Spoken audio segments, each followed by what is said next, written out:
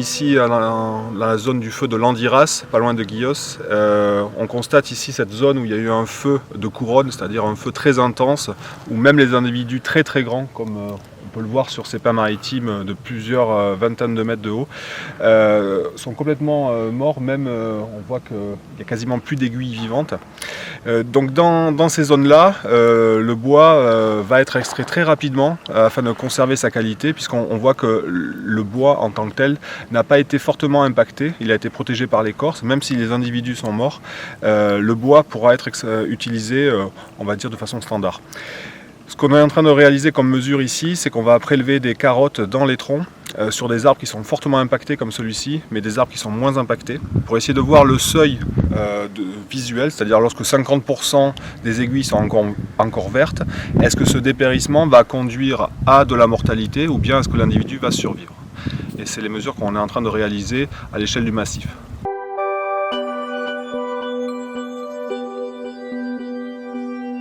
Alors ici on peut illustrer les différentes couches que l'on retrouve au sein du tronc du pin maritime et d'un arbre en général.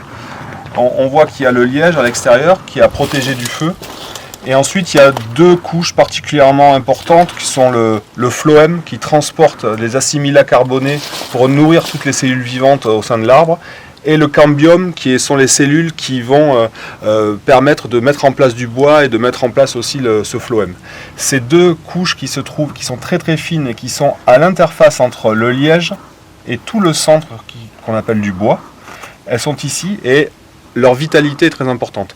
On va déterminer la vitalité de ces cellules après le passage du feu. Et enfin, ici donc on se trouve dans le bois, c'est toute la partie du tronc finalement. Au centre, vous avez le bois de cœur qui est déjà rempli d'air, qui est non fonctionnel. Et ici, on voit que ce bois est fortement coloré ici.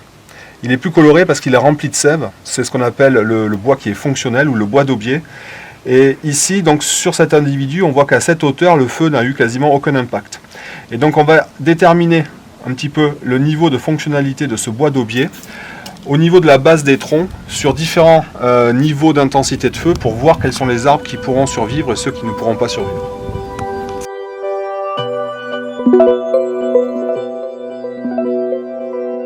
Donc ici on se trouve dans une zone à proximité de la zone précédente qui était fortement impactée avec un feu de couronne. Ici on est dans une zone où on peut voir que le feu a léché le bas des troncs jusqu'à 1,50 m, 2 m.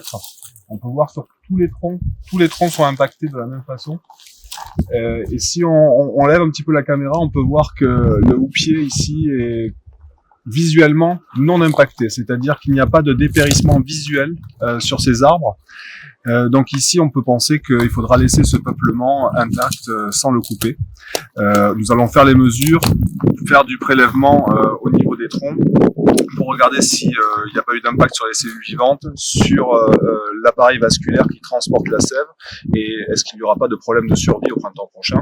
On peut penser que non. On voit vraiment que dans cette zone brûlée, ce peuplement qui était assez grand et que le feu est passé juste en surface, on voit qu'il a été fortement épargné. En tout cas, on ne voit pas de dépérissement visuel dans ces couronnes.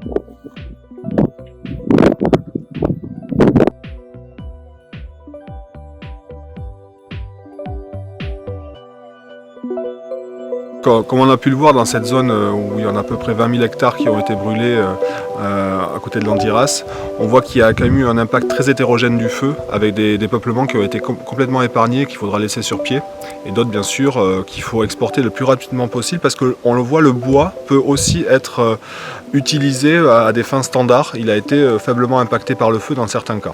Alors, de notre côté, on a aussi des peuplements très jeunes qui ont complètement brûlé. Là, ça sera difficile d'extraire du bois ou voire même des plaquettes de ces peuplements-là.